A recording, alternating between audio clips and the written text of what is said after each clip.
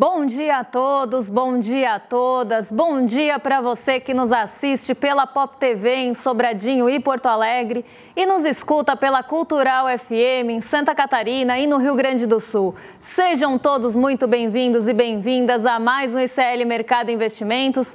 Hoje sextamos com o programa um pouco mais vazio. Para quem perguntou no chat, sim, estarei de carreira solo. Eu tenho uma câmera, a gente tem uma Débora e um sonho, então a gente vai levar o programa assim até o final. Então vamos embora, porque a gente me corrigir aqui que a gente tem 3 câmeras e um sonho, né? 3, estamos até mudando o ângulo para provar aqui que a gente tem 3. Me senti o Homem-Aranha apontando para mim mesma aqui rapidinho. Então a gente tem 3 câmeras, uma Débora e um sonho, então bora fazer esse programa rolar, porque hoje talvez eu tenha que parar para beber água. Mas então vamos começar, porque tem bastante assunto, né? Ontem Donald Trump, a laranja de topete, resolveu falar que a gente é mau parceiro comercial. Será que a gente é mau parceiro mesmo? Ou isso é só mais uma das coisas que ele fala para tentar ali se botar no holofote de novo e esconder o que realmente importa? Vamos discutir tudo isso com vocês, mas tem também levantamento sistemático da produção agrícola que saiu ontem. Então vamos ver como é que as terras estão divididas, se elas estão muito concentradas ou não estão. Como é que ficou, né, esse fechamento das perspectivas para a nossa safra desse ano, porque que tudo indica teremos recorde. Já que a gente vai falar de agro e vamos falar de agroexportador, a gente também vai falar de bebê. Porque ontem, não o bebê reborn, tá, gente? A gente vai falar de Banco do Brasil, porque ontem o Banco do Brasil divulgou o resultado e ele veio 60% abaixo do ano passado. Então vamos entender o que está causando essa queda no lucro do bebê, que tem tudo a ver com o levantamento sistemático da produção agrícola, tem tudo a ver com agro, e agro também tem tudo a ver com o que a gente estava falando no programa anterior da questão da soja. Então a gente vai tentar amarrar tudo isso num programa só. Então vamos passar pela agenda já para não perder tempo. Hoje de manhã, 9 horas da manhã, saiu a PNAD contínua trimestral. Não é aquele fechamento do mês, mas o fechamento do trimestre. E essa PNAD, essa pesquisa nacional de amostras por domicílio, aí que traz também os dados de mercado de trabalho, nesse caso traz dados mais detalhados do mercado de trabalho. Então mostra, por exemplo, se tem diferença entre gênero no mercado de trabalho brasileiro, se tem diferença entre cor no mercado de trabalho brasileiro, como é que é essa diferença?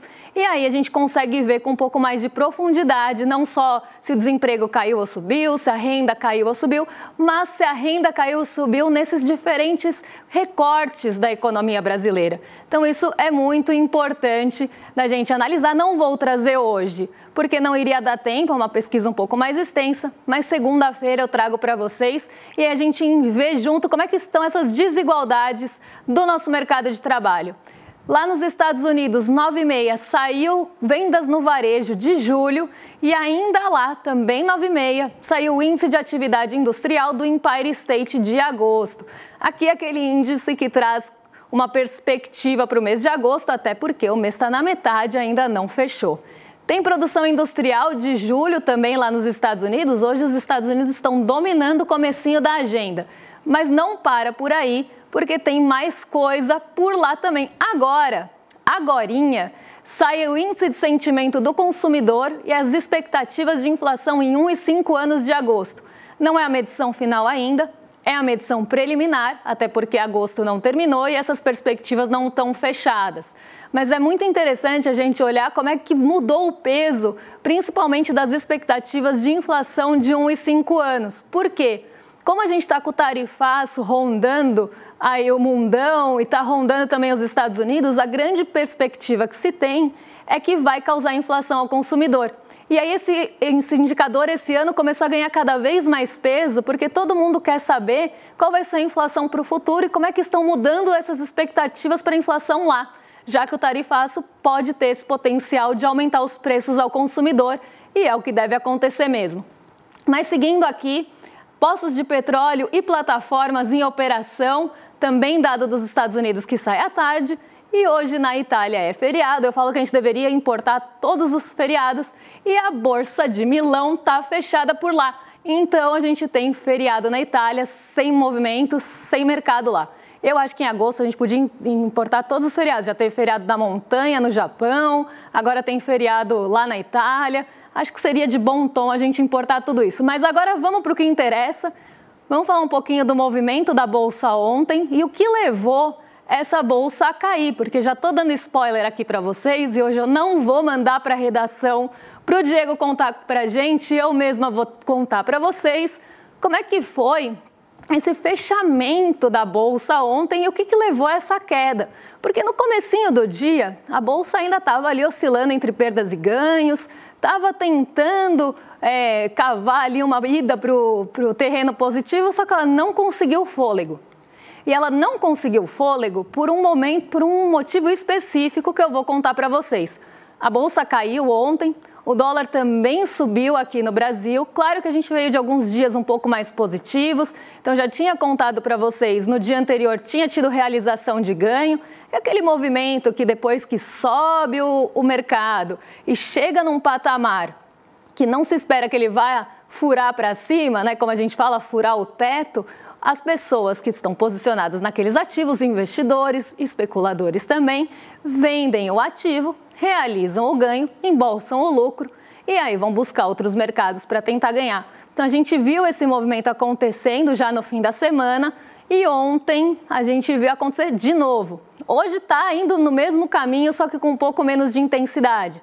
A Bolsa caiu então, não só por esse movimento de realização, mas por um motivo muito específico que envolve quem, de novo aqui, ele mesmo, nossa tarifa fatal e o laranjão de topete, que voltou a falar do Brasil, voltou a atacar o Brasil e esses ataques, eles estão sendo ali meio que em todas as esferas, né? Atacou a STF, já atacou o programa Mais Médicos, inclusive, né, aqueles posts de Marco Rubio ali atacando o programa Mais Médicos aqui do Brasil, depois atacou o Brasil enquanto parceiro comercial.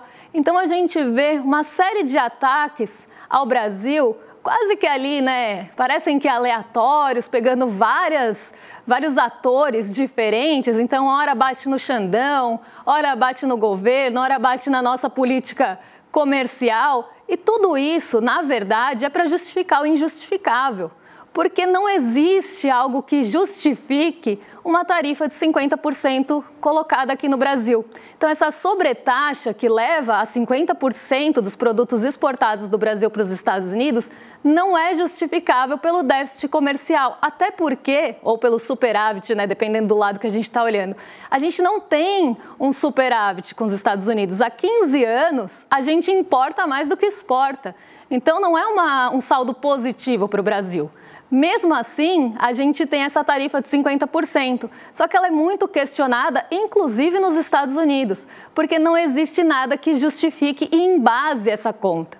No começo, a gente tinha até aquelas continhas de padaria tentando explicar como é que chegaram nas primeiras tarifas antes da pausa, e agora a gente tem as tarifas sendo colocadas de forma arbitrária. E isso mostra que é muito mais uma disputa de poder, muito mais uma disputa geopolítica, tentando fazer aí com que os países se curvem aos Estados Unidos e às vontades, principalmente, de Donald Trump. Então, sai da esfera comercial, sai da esfera econômica e entra na esfera política e geopolítica, com todos os seus ali aspectos envolvidos. No caso do Brasil, a gente ainda tem um ponto a mais, né? Porque a gente tem toda essa questão envolvendo o BRICS, né? Já falei isso algumas vezes. O Donald Trump ele tem mirado muito o BRICS, então né, a gente está, né, até brinquei aqui na tarde que a gente exporta café e leva ferro, porque não importa o que a gente faça, o Donald Trump vai bater na gente. Não importa, porque inclusive não importa o que os outros países também façam, até os que se curvaram estão levando tarifa na cabeça. Então, é uma questão muito mais de manutenção de poder hegemônico e de geopolítica do que qualquer outra coisa. E no caso do Brasil, isso fica muito explícito.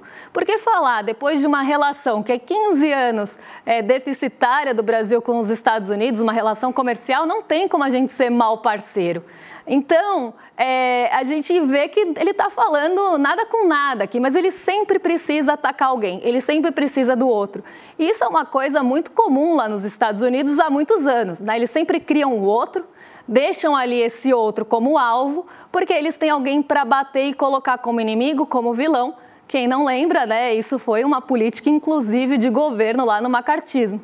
Então, é você colocar ali o outro e esse outro vai mudando ao longo do tempo. Cada vez um alvo para você ter ali um vilão para bater e ter alguma coisa para justificar as suas atitudes e as suas medidas. E os Estados Unidos acabam fazendo muito isso ao longo da sua história. E Donald Trump não está fazendo diferente. E agora, no Brasil, com esse alvo de maiores tarifas que a gente tem nas costas, ele precisa de um outro.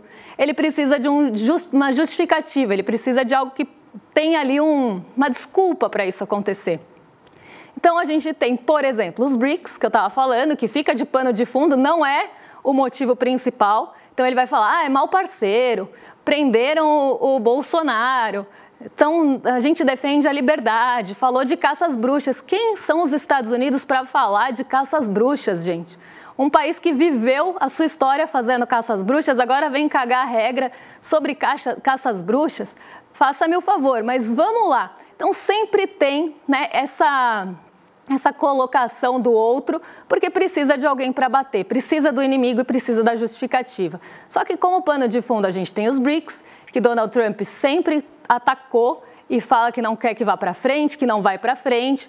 A gente tem o STF também como esse boneco para bater, até porque também é de interesse dos Estados Unidos e de aliados apoiadores de Donald Trump que se bata no STF e enfraqueça o STF aqui no Brasil, justamente por conta de toda aquela decisão que envolve as Big Techs. Então tem um segundo pano de fundo aí.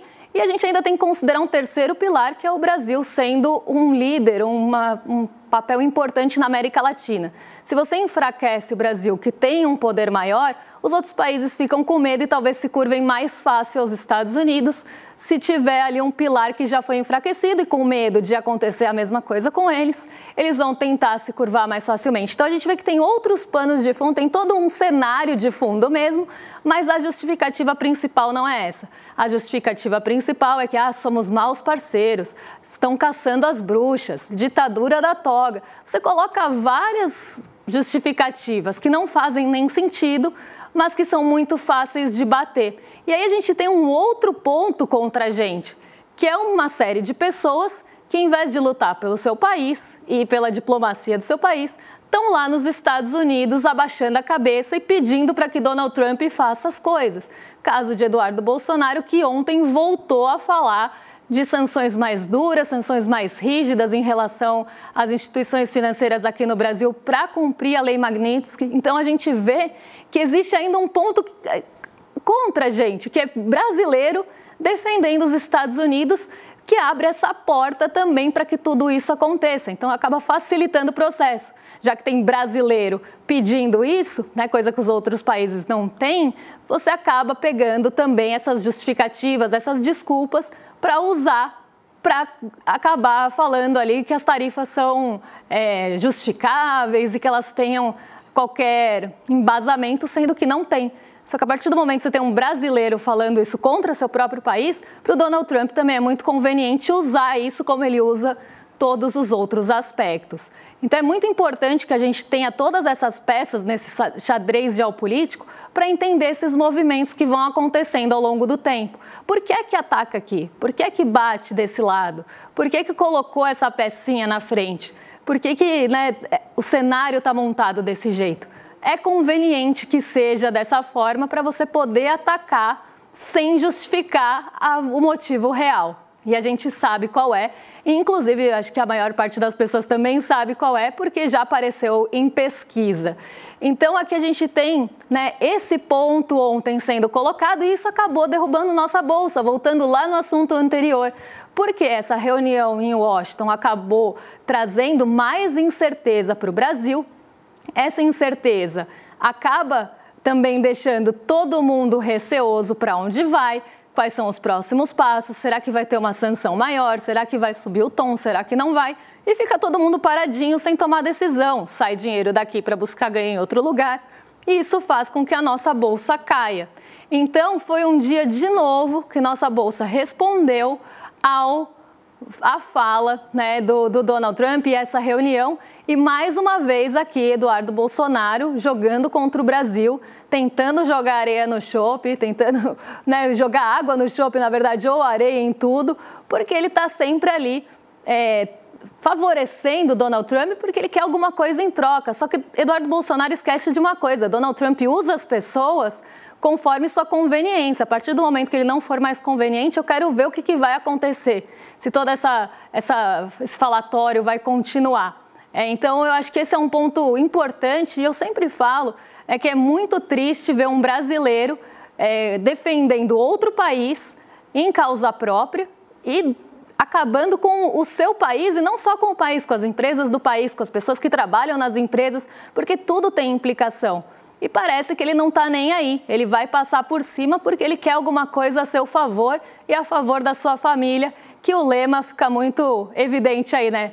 Pátria e família, só se foi a pátria dos outros e a família dele. Então aqui, mais um dia que essa história se repete, que eu tenho que contar para vocês, porque acaba mexendo com toda a expectativa, inclusive econômica. Por mais que esteja na seara política e geopolítica, isso mexe com a nossa economia e mexe com as nossas perspectivas e expectativas para o Brasil aqui, não só das empresas, mas também do mercado financeiro, do lado real, do lado financeiro da coisa.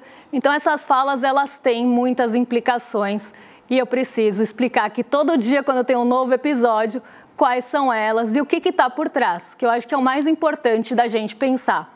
E como teve toda uma discussão nessa semana também em relação ao agro, em relação à soja, Donald Trump fez pressão para que tivesse, né, uma compra maior da China da nossa soja.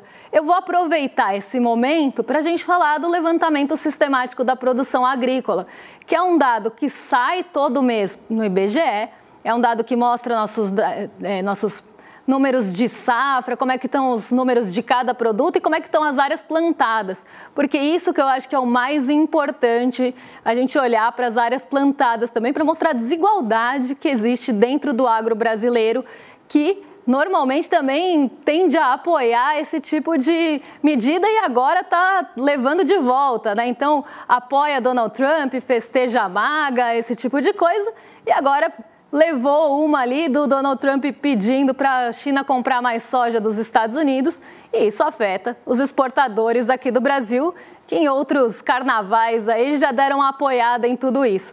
Então a gente precisa também entender como é que é essa pauta produtiva e exportadora aqui do Brasil. A gente deve ter safra recorde esse ano, é um ano que a colheita deve ser melhor. Ano passado foi muito prejudicada por questões climáticas e aí a gente evoca ela, né, a Kendi. Quem diria que destruir o meio ambiente, o solo e tudo mais iria fazer com que o clima virasse contra você e destruísse as suas plantações, né? Quem diria que isso poderia acontecer? Mas para o agro, eles acham que podem passar trator em tudo, podem destruir tudo, podem passar trator em cima de povos ribeirinhas, indígenas, que está tudo bem, pode poluir, pode destruir o solo, degradar tudo, que não vai acontecer nada. Só que uma hora a conta chega e a conta chegou no clima. Então, ano passado foi um ano muito ruim para o clima, numa forma geral. E aqui eu estou falando de clima mesmo, de questões climáticas. A gente teve seca, a gente teve chuva excessiva e isso acabou com a nossa safra. Esse ano se espera uma safra melhor, com alguns produtos crescendo. Só que os produtos que devem crescer não são aqueles que alimentam a gente de fato. São aqueles exportados, inclusive para os Estados Unidos e outros países como a China.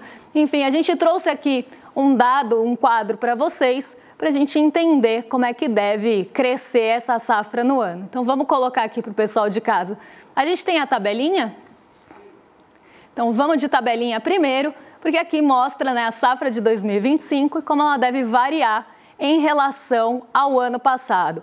Arroz, feijão, subir aí a safra, a produção, é uma coisa positiva, só que a gente tem que entender que o agro só aumenta arroz e feijão quando entende que vai lucrar com isso, tá? Ninguém está pensando no nosso prato, não, e isso é muito importante de se entender. A soja teve a sua safra aumentada esse ano em 14%, lembrando que boa parte dessa soja é exportada lá para a China. Café, também o que a gente produz de café arábica, não é para o nosso cafezinho matinal, não é para nosso xicrinha de café que fica aqui no Brasil. Isso é boa parte exportada. Inclusive, teve uma queda aqui de 6% na produção, mesmo com toda aquela expectativa global ruim de oferta de café.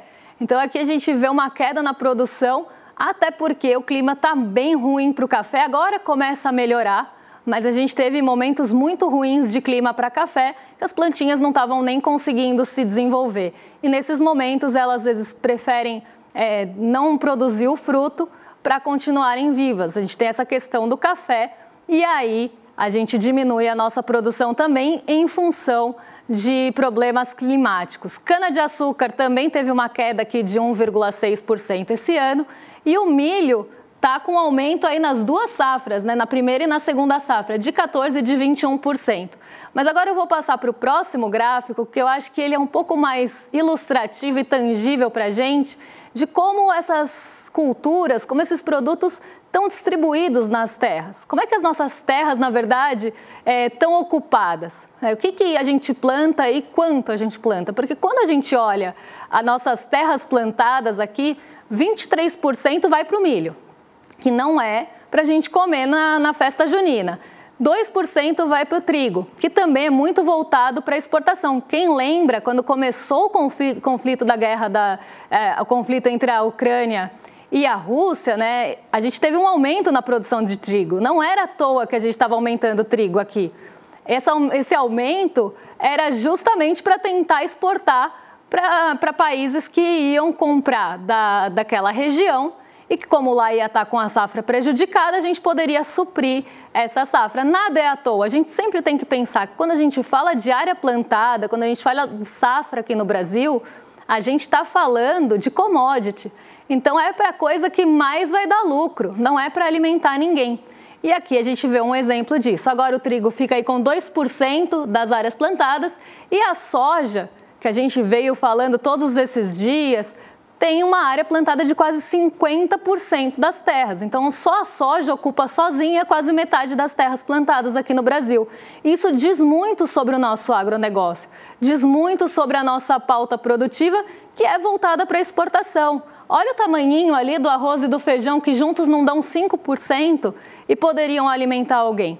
Agora, o restante, que é para exportação, o restante que é para lucrar mesmo, principalmente com dólar, lucrar com o comércio internacional e realmente, né, ter o ganho que se espera ali, aí a gente está falando de 80%. A cana, por exemplo, é um exemplo disso, né? A cana, o favorecimento do que você vai fazer com a cana, se você vai produzir açúcar, se você vai produzir etanol, a gente vê o quanto a gente produz de cana no ano, o quanto se espera que se produza. Isso não é para fazer etanol ou para deixar aqui. Se for mais conveniente exportar açúcar, vai exportar açúcar. Então a gente sempre tem que pensar como commodity, não como alimento. Porque se a gente não pensar dessa forma, a gente não entende essa divisão desigual de terras que não alimenta ninguém. É justamente para exportação. E aí a gente entra naquele ponto, né? Nós somos os maiores exportadores de soja para a China e muito competitivos até por essa pauta produtiva aqui. Então fica difícil, né, achar que os Estados Unidos vão exportar mais para lá. A China prefere a nossa soja e falou sobre isso recentemente. Mas a gente tem esses dados mostrando, jogando na nossa cara, que o agro não é pop, o agro não é tech, o agro é exportador mesmo e quer lucrar com isso. E falando em agro que não é pop nem tech, a gente trouxe mais uma notícia que tem tudo a ver com isso, que é justamente o lucro do Banco do Brasil, que caiu 60% em relação ao mesmo trimestre do ano anterior e teve mais um trimestre de dificuldade. E essa dificuldade vem justamente da inadimplência com o agro. E a inadimplência com o agro vem da onde? Do que a gente estava falando agora. A safra do ano passado foi ruim por questões climáticas causadas pelo próprio agronegócio, que é um agrodevastador. Eles estavam colhendo isso, desculpa o trocadilho, e essa colheita foi muito ruim. Eles tiveram uma safra detonada e isso fez com que eles começassem a dar o calote no Banco do Brasil. Para quem não sabe, a carteira de crédito do Banco do Brasil é muito voltada para o agro. Então, eles emprestam muito dinheiro para o agro. Se o agro começou a ter quebra de safra e não estava colhendo o que se esperava, eles começaram a ficar inadimplentes e dar calote no Banco do Brasil. E isso fez com que o resultado do Banco do Brasil caísse mais uma vez. Então, a gente separou aqui os principais pontos para vocês e eu vou passar por eles rapidinho para a gente entender o que está fazendo as ações do Banco do Brasil que estão caindo hoje em resposta a isso aqui, porque ontem elas até subiram um pouquinho na expectativa de melhora, mas ela não aconteceu. Então a gente teve um lucro 60% menor em relação ao ano passado, pior desempenho do trimestre desde 2020, desde a pandemia, então aqui um trimestre muito ruim, resultados abaixo da expectativa do mercado, a projeção era de 5 bi aí, a gente teve 3,8 bilhões de lucro, que não é um lucro baixo, mas é um lucro menor do que se esperava e menor do que outros patamares que o Banco do Brasil já teve. E ações estão caindo mais de 18% no ano. Vamos seguir aí para entender o que causou essa queda, porque não é só a inadimplência. Tem a questão da inadimplência também, o agro está ficando mais inadimplente, está dando calote no Banco do Brasil, mas tem uma outra coisa que mudou nesse ano, que é justamente regras contábeis para contabilizar o crédito. Então, os créditos eles precisam de algumas provisões no balanço, você coloca ali, é como se fosse um caderninho de fiado, e isso mudou de regra. Esses critérios um pouco mais conservadores em relação à carteira de crédito de um banco fez com que o Banco do Brasil também tivesse uma mudança no seu resultado. Até porque você não pode contabilizar juros sobre empréstimos de alto risco, você tem que ser mais conservador também na provisão dos devedores. Tem uma série de coisas que você precisa mudar, né, no seu balanço e isso prejudicou o Banco do Brasil, que tem uma carteira de crédito grande, principalmente desse tipo aqui, de algumas de alto risco, inclusive. As provisões para perdas também subiram mais de 100% em relação ao ano passado e a carteira rural, como já falei, foi aí impactada por aumento nos pedidos de falência. Os dividendos caíram, né? Então não vai ter dividendo que se esperava e a primeira queda aí em relação a esse payout, né, que é o quanto você vai pagar de dividendo em relação ao seu lucro, vai ser a primeira em 5 anos. E isso tem aí alguns impactos. Vamos só passar para o último aí, que são as perspectivas, porque não só de resultado passado vive um balanço, mas também do que ele traz para o futuro. E as perspectivas não são boas. É um ano de ajuste, risco de crédito elevado, a pressão regulatória e desconfiança do mercado. Tudo isso, né, faz com que a desconfiança também aumente. Então, se você não confia naquela empresa, se você acha que ela vai cair, se você tem uma expectativa ruim, você sai, você vende, embolsa lucro se tiver, mas você sai daquele ativo porque você começa a desconfiar dele. E muito disso vem pelo agro, que teve colheita ruim, por quê? Né, o agro prejudicando o próprio agro. Então, a gente estava falando disso durante o programa e aqui está refletindo num banco público que sempre emprestou para o agro, né? A gente tem que pensar um pouco sobre isso também. Agora eu me despeço de vocês, depois de falar por meia hora, vocês devem estar cansados de ouvir a minha voz, então vou só chamar vocês para se inscreverem aqui embaixo em iclmercado.com.br para a gente descobrir junto no dia 28 de agosto como as democracias morrem. Vai ser uma aula inédita e muito boa com o Daniel Ziblatt, que é um escritor de best-seller sobre o assunto. Então a gente trouxe ele aqui para contar tudinho para vocês e eu tenho certeza que vocês querem saber também. Então iclmercado.com.br para estar junto com a gente aí no dia 28 de agosto, uma quinta-feira. E agora já vou jogar para os nossos vizinhos de cima antes que os rolezeiros comecem a cobrar, porque Roberta Garcia e Guga Noblat já estão a postos para receber vocês. Então vocês estão em mais do que excelente companhia para dar esse rolê de sexta e eu volto na segunda-feira para contar o que mexe com a nossa bolsa, com o nosso bolso e com as nossas vidas. Um beijão e até lá, pessoal! Olha, esse é talvez um dos livros essenciais para qualquer pessoa entender a política no mundo hoje, da Hungria ao Brasil. O Daniel Ziblatt escreveu o best-seller Como as Democracias Morrem, traduzido em várias línguas e objeto de estudo de todas as grandes universidades do mundo todo. E ele vai dar uma aula exclusiva no ICL, na quinta-feira, 28 de agosto, às 8 horas da noite. Não perca! Don't waste my time. Na loja Sou ICL você encontra camisetas, canecas, mochilas e bonés que carregam ideias.